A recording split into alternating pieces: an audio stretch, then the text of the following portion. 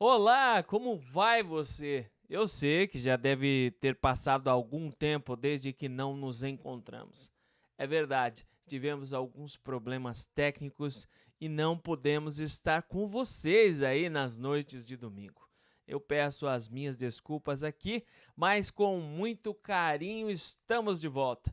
Hoje é o penúltimo programa do Códigos da Bíblia. Eu gostaria de agradecer a vocês que acompanharam este programa e também todos aqueles que assistiram através do meu canal no YouTube. Exatamente, para você que ainda não me conhece, eu me apresento. Eu sou Otto Borges e você pode encontrar muito mais a respeito do que eu faço e do meu trabalho no meu canal, também do meu nome, Otto Borges. Ao passar por lá, eu convido que você se inscreva no nosso canal. Uma vez que você chegar lá conosco, pode encontrar ali algo que possa ser útil para você, deixando o seu like, depois fazendo o comentário necessário para que façamos algumas mudanças no canal também conforme você queira. E também compartilhe o nosso conteúdo para que mais pessoas conheçam a respeito do trabalho que fazemos ali. Mas a todos vocês da Igreja Adventista do Sétimo Dia Alemã de Blumenau, eu não posso deixar de mandar aqui do interior de São Paulo o meu querido aquele abraço a todos vocês e você também que me assiste aqui pelo canal do YouTube. Nós temos tido uma jornada a respeito dos códigos da Bíblia. É bem verdade que para algumas pessoas muitos assuntos começaram a se tornar mais claros e diretos, exatamente porque não estamos poupando esforços para deixar algo bem simples, bem palatável para você entender. A história da Bíblia consiste em Deus criando a humanidade, os seres humanos falhando em sua decisão de perseverar naquilo que era o propósito divino de manter-nos eternamente perfeitos, povoando a terra, criando um ambiente salutar e saudável para todos aqueles que viessem a compartilhar a essência principal e a característica fundamental daquilo que é Deus, que é amor. Porém, houve uma ruptura. Essa ruptura fez com que os seres humanos começassem a distanciar-se de Deus e, pouco a pouco, o seu caráter, aquele que é perfeito, puro, justo, conforme era o de Deus, a imagem de Deus foi se apagando no ser humano e, por incrível que pareça, a imagem que começou a ser reproduzida em nós foi uma imagem de desejo de conquista, de superioridade, um desejo de ocupar o lugar de Deus, de uma semente de um daqueles que era mensageiro de Deus. Nós podemos nomeá-lo assim, conforme a teologia de Lúcifer, mas nós sabemos que esse não era o nome dele. Uma coisa importante que ao longo desse processo, Deus mesmo se fez homem, habitou entre nós e ensinou os seres humanos a agirem como humanos. Diante de tudo que Deus havia feito, nos coloca então a perspectiva de um futuro. Qual é o objetivo de Deus, afinal de contas? Será que Deus apenas queria que nós soubéssemos essa mensagem, seguíssemos uma filosofia que tem o propósito de beneficiar outras pessoas, de demonstrar mais união, bondade, fraternidade? Seria só isso? Apenas uma filosofia para fazer com que as pessoas começassem a agir e pensar melhor em certas atitudes e evitar outras que seriam destrutivas e prejudiciais a si mesmos? Bom, o propósito de Jesus é bem claro. Ele veio buscar e salvar o que havia se perdido. Mas ele não somente tinha esse propósito em mente, ele tinha um propósito muito superior. A ideia de Jesus é clara de que ele tinha que restaurar o reino do Pai. Esse reino deveria ser um reino que jamais seria destruído. É verdade que em outros pontos das Escrituras existem profecias maravilhosas, como a estátua de Daniel capítulo 2, onde sucessivamente vemos os reinos caindo e se levantando, até que um reino que jamais será destruído é estabelecido no lugar deles. a grande estátua que tem a cabeça de ouro, que representava o reino de Babilônia, o peito e braços de prata, que representava o reino da Média e da Pérsia. Logo em seguida, com o cinturão de bronze, representando a Grécia, as pernas de ferro, que representavam a Roma antiga, que foi esfacelada por 10 tribos bárbaras, que também estão representadas nessa estátua, quando nós vemos os pés, onde existem claramente a definição dos 10 reinos, os 10 dedos dessa estátua. Mas agora em parte de barro e em parte de ferro. A crueza e a força que existia no Império Romano permaneceu, suas leis, a sua cultura, bem como a cultura cristã que foi avançando junto com esse império, mas também havia a fraqueza, a debilidade que é natural de outros reinos e que mostra que dentro da profecia a injustiça social também estava programada, não porque Deus assim quisesse, mas porque é natural do ser humano criar meios e caminhos para destruir a si mesmo e prejudicar em sua busca incessante pela vontade de ser o maior, prejudicar os menores. Essa é a história que está contida nas Escrituras.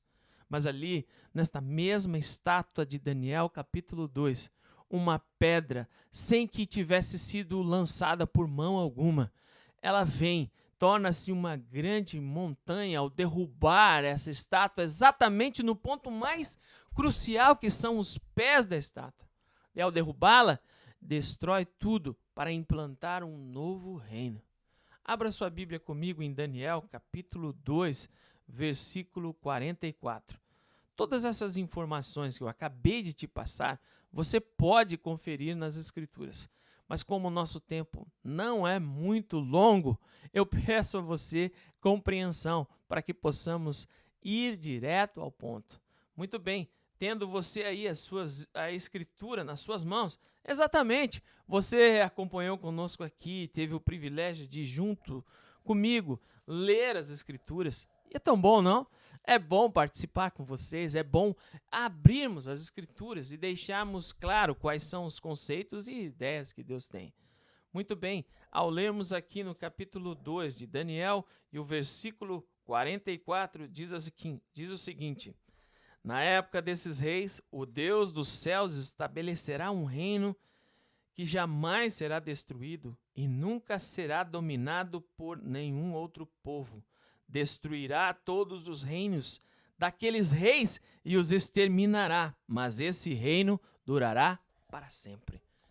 Este era o reino que Jesus veio estabelecer. Exatamente, ele veio estabelecer um reino que jamais, escute, jamais será destruído. Essa foi a promessa de Jesus ao estar com os seus discípulos. Quando lemos as Escrituras, ele está prestes a retornar para o Pai, mas ele inicia um diálogo com os discípulos que é um dos mais marcantes, dando a eles uma promessa, a maior de todas as promessas, como diria o apóstolo Paulo em uma de suas cartas, a bendita esperança. Essa é a esperança dos cristãos. Ao longo da história da Bíblia, essa é a fundamental esperança de todo cristão. E qual seria essa esperança, você me pergunta? Bem, quando lemos as Escrituras em João, capítulo 14, versículo 1 a 3, ouvimos a palavra de Jesus dirigindo-se aos seus discípulos, a mais gloriosa de todas as promessas. E essa é a promessa que eu quero compartilhar com você hoje, que diz o seguinte: não se turbe o coração de vocês. Creiam em Deus, creiam também em mim. Na casa de meu pai há muitos aposentos. Se não fosse assim, eu lhes teria dito: vou preparar-lhes lugar. E se eu for e lhes preparar lugar, voltarei e os levarei para mim mesmo, para que onde eu estiver, estejais vós também.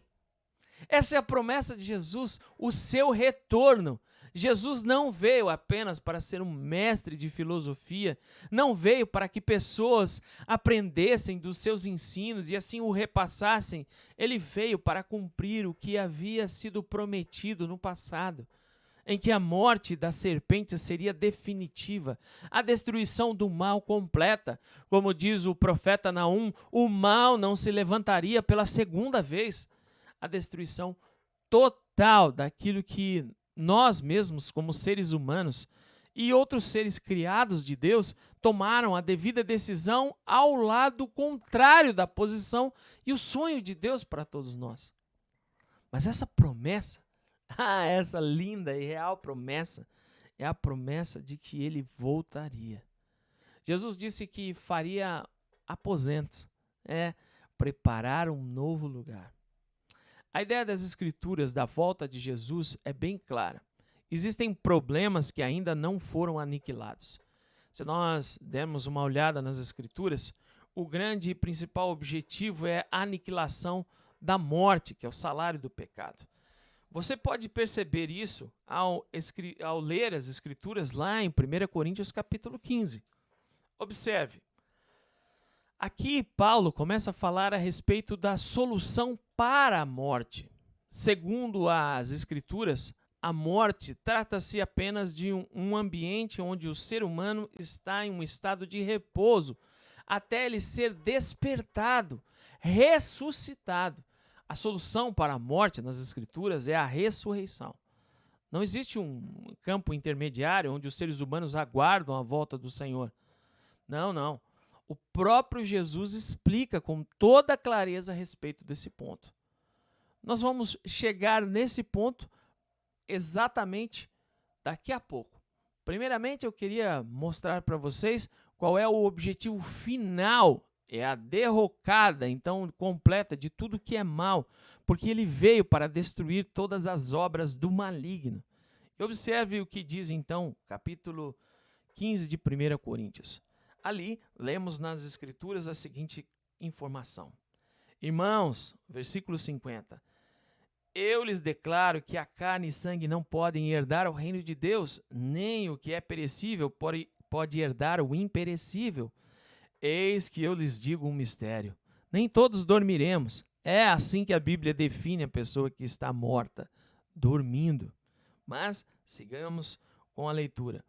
Mas todos seremos transformados, num momento, num abrir e fechar de olhos, ao som da última trombeta, pois a trombeta soará e os mortos ressuscitarão incorruptíveis, e nós seremos transformados, pois é necessário que aquilo que é corruptível se revista de incorruptibilidade, e aquilo que é mortal se revista de imortalidade. Quando, porém, o que é corruptível se revestir de incorruptibilidade e o que é mortal de imortalidade, então se cumprirá a palavra que está escrita: a morte foi tragada pela vitória. Onde está, ó morte, a sua vitória? Onde está, ó morte, o seu aguilhão? O aguilhão da morte é o pecado, e a força do pecado é a lei. Mas graças a Deus que nos dá a vitória por meio de nosso Senhor Jesus Cristo. Sim, Ele concede a vida eterna a todos nós, e a última batalha a ser travada, o inimigo que vai ser derrotado em definitivo é a morte. Então não haverá mais morte. Exatamente. Os mortos em Cristo ressuscitarão. Mas como é que se dá isso? Bom, Jesus vai explicar-nos aqui em João capítulo 5, nós vamos dar uma olhadinha aqui nas Escrituras. João capítulo 5, nós lemos alguns versículos importantes. O versículo 25, 26 e também o 28. Ele diz o seguinte, no versículo 25. Eu lhes afirmo que está chegando a hora, e já chegou, em que os mortos ouvirão a voz do Filho de Deus, e aqueles que a ouvirem viverão. Pois da mesma forma como o Pai tem vida em si mesmo, Ele concedeu ao Filho ter vida em si mesmo. Jesus tem vida plena em si mesmo. Observe, e deu-lhe autoridade para julgar, porque é o Filho do homem. Não fiquem admirados com isto, pois está chegando a hora em que todos os que estiverem nos túmulos ouvirão a sua voz e sairão. Os que fizeram bem ressuscitarão para a vida, e os que fizeram mal ressuscitarão para serem condenados. Observe claramente, a volta de Jesus tem um objetivo claro: trazer em pratos limpos a questão do juízo, colocar então a decisão clara de quem é justo e quem é injusto. Também definir o ponto final da morte e restaurar o reino de Deus que jamais será destruído. Essa é a mensagem contida nas Escrituras. Os mortos, quando que serão ressuscitados? Muito bem. Jesus voltando, e é aqui que nós encontramos esta mensagem maravilhosa, está lá em 1 Tessalonicenses. Nós vamos até lá e acompanhe comigo aí nas Escrituras. Meu querido, minha querida. Espero que hoje seja um excelente dia para juntos estarmos aprendendo mais as Escrituras. Paulo, lá em 1 Tessalonicenses, capítulo 4, começa a descortinar uma expectativa que tinha diante dos habitantes de Tessalônica. Eles precisavam então saber a respeito do que estava acontecendo. Mediante muita perseguição, várias pessoas estavam falecendo e muitos estavam perdendo a sua esperança. E é nesse momento que a mensagem de Paulo traz alento a cada um deles, para que eles não ficassem como os demais que não têm esperança. Pelo contrário, ele sugeria a esperança gloriosa do retorno de Jesus e dar então a explicação devida de o que então Jesus fará com aqueles que já estão descansando. Observe, o texto bíblico diz assim: irmãos, não querendo que vocês sejam ignorantes com respeito aos que dormem, para que não se entristeçam como os outros que não têm esperança.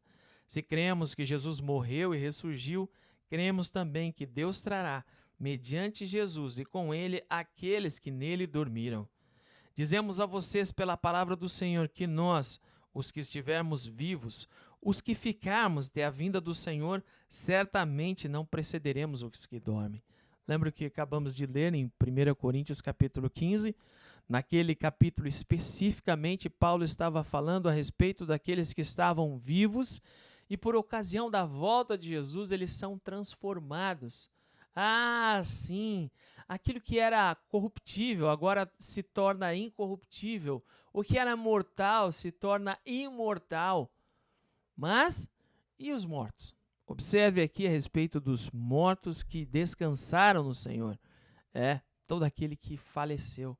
Para você que tem alguém que faleceu recentemente, para você que está sentindo uma dor que eu sei que é incalculável, e é uma dor que é só sua, unicamente sua. A distância, a falta, esta mensagem é uma mensagem que tem o objetivo de apresentar a vocês a proposta das Escrituras a respeito disto e também o sonho de Cristo para cada um de nós. E esse objetivo é dizer o seguinte: aquele que está em Cristo está descansando, mas o próprio Senhor, ouvida a sua voz, vai trazer de volta aquele ente querido, aquela pessoa amada, e enfim estaremos reunidos para sempre com Ele. É assim que está nas Escrituras e é assim que eu apresento a você. Observe o texto que diz assim: que dizemos a vocês pela palavra do Senhor que nós, os que estivermos vivos, que ficarmos até a vinda do Senhor. Observe, até a vinda do Senhor. Paulo se colocava como um daqueles que veriam a vinda do Senhor. Aliás, todo mundo que acredita em Jesus aguardava a vinda do nosso Senhor para o próprio dia de hoje. Aquele que acredita que Jesus vai voltar deve viver como se ele viesse daqui 100 anos, mas estar pronto sempre como se ele fosse chegar daqui 1 hora. Exatamente. Mas continuemos a nossa leitura. E diz assim: pois a ordem dada com a voz do arcanjo e ressoar da trombeta de Deus, o próprio Senhor descerá dos céus. Os mortos em Cristo ressuscitarão primeiro. Os mortos ressuscitarão primeiro. Vale lembrar que lá em João capítulo 5, nós lemos o versículo 25, 26, 27 e 28. Lá Jesus deixa claro que existem dois tipos de ressurreição. Uma ressurreição da vida, que é essa agora que Jesus volta, e depois uma segunda ressurreição, que é dedicada somente para os ímpios, que é a dedicação, infelizmente, é a ressurreição da condenação. Não importa quanto amor Deus possa dedicar a cada um de nós. Não importa quanta disposição tenha Deus em salvar, se a decisão humana for exatamente oposta. Se permanecer no ser humano um desejo de grandeza, de se tornar autossuficiente, de ser o próprio Deus da sua vida, de decidir o que acha que é certo e o que é errado e não se submeter humildemente aos planos divinos. Mas de que forma é se submeter-se, Otto? É saber que existem coisas que Deus sabe melhor do que nós. E por isso, independente de nossas vontades, gostos, interesses, eu estou disposto a submeter a minha vontade à vontade do Deus Todo-Poderoso. Bom, essas pessoas, como nós seguimos a leitura aqui, podemos perceber que os mortos em Cristo ressuscitam. E o texto continua dizendo: depois nós, os que estivermos vivos, seremos arrebatados com eles nas nuvens para o encontro do Senhor nos ares, e assim estaremos para sempre com o Senhor. Quando o nosso Senhor voltar, ele ressuscitará os justos. Os ímpios ficarão ainda em um período de tempo de 1000 anos, até que, enfim, Jesus retorne para estabelecer seu reino eternamente aqui nesta terra. Mas observe, cada uma dessas coisas, elas são extremamente importantes para definir qual é o caminho que Deus tem para nós. É bem verdade que talvez você que esteja assistindo este vídeo pela primeira vez tenha algum ponto de divergência com relação àquilo que eu estou ensinando. Mas permita-se compreender pelas Escrituras. Esqueça alguns outros tipos de ensino que você já teve. Pense que você está aprendendo, algumas vezes nós aprendemos teologia e doutrina de homens. Exatamente. Não nos deixamos permitir aprender a teologia pura e simples das Escrituras. Permita-se aprender, permita-se a entender o que Deus tem de plano para vocês. Os sinais da volta de Jesus vão ficar para a semana que vem. Mas uma coisa eu quero deixar claro com vocês. Jesus veio a esta terra para nos fornecer toda a força possível para nos tornarmos filhos de Deus. O segundo ponto, ele veio para nos ensinar o caminho e assim manter cada um de nós perseverando na doutrina de Cristo e dos apóstolos. Após isso, ele veio preparar as pessoas para encontrar com o seu Senhor. Porque no momento exato, o objetivo principal, que é o retorno, o restabelecimento do reino de Deus, a destruição completa do mal e seus efeitos, e enfim, agora a eternidade, onde não haverá mais pranto, nem morte, nem dor. Bom, toda injustiça será julgada e, enfim, saberemos que Deus é justo. Hoje pode parecer para muitas pessoas que Deus é completamente injusto, mas a justiça de Deus se provará no final. Para muitas pessoas, elas aguardam um Deus. Aguardam um tipo de Deus que mais parece o Aladim. Você conhece a história do Aladim, né? Um jovem pobre das ruas de Bagdá que encontra uma caverna especial onde uma lâmpada mágica faz com que um gênio poderoso lhe conceda 3 desejos. O que a história de Aladim nos ensina é que não importa o quanto o gênio pudesse fazer por Aladim, Aladim teve que fazer mais por ele do que o próprio gênio. Conquistar o amor de Jasmine não seria suficiente ter todo o ouro e a pompa. Ser uma pessoa de caráter não adiantaria se ele apenas tivesse vestes que mostrassem que ele fosse da realeza.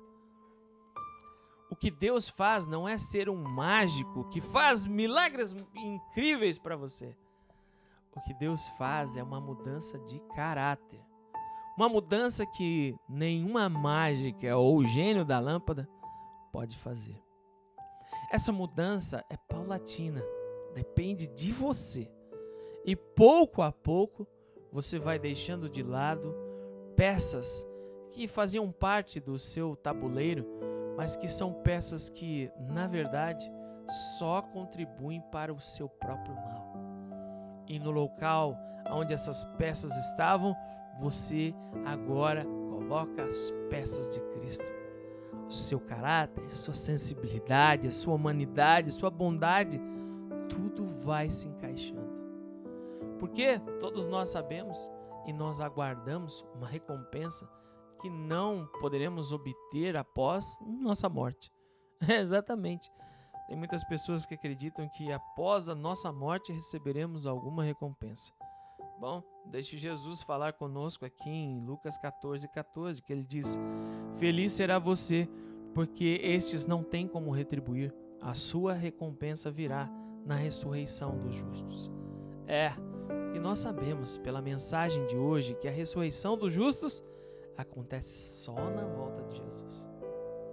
Meus queridos, eu sei que você tem algumas dúvidas, mas não seria um caminho de fé se não houvessem dúvidas no processo. A fé, que é o Emuná, é um programa que eu tenho também, é um local onde você coloca os seus pés e se firma para manter seguro da ideia que você tem. Mas esse local também é passível de críticas, é passível de questionamentos, mas é uma decisão sua dizer: eu não tenho fé suficiente, mas eu posso confiar. Esta noite, tarde ou manhã, para quem assistir o vídeo, eu convido você para que dê um passo de fé e tenha um pouco de confiança. Vem comigo, vamos orar a Deus? Convido você que juntos chegamos ao nosso Deus.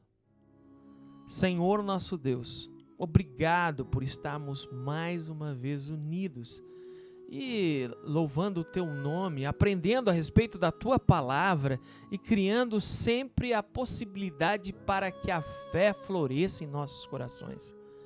Aos corações feridos e quebrantados, as pessoas que estão tristes por terem perdido um ente querido, a essas pessoas eu dedico este programa e a minha bênção. Senhor, trabalhe em seus corações, cure as feridas e faça da vida delas uma bênção, até que o Senhor retorne, em nome do nosso Senhor Jesus. Amém.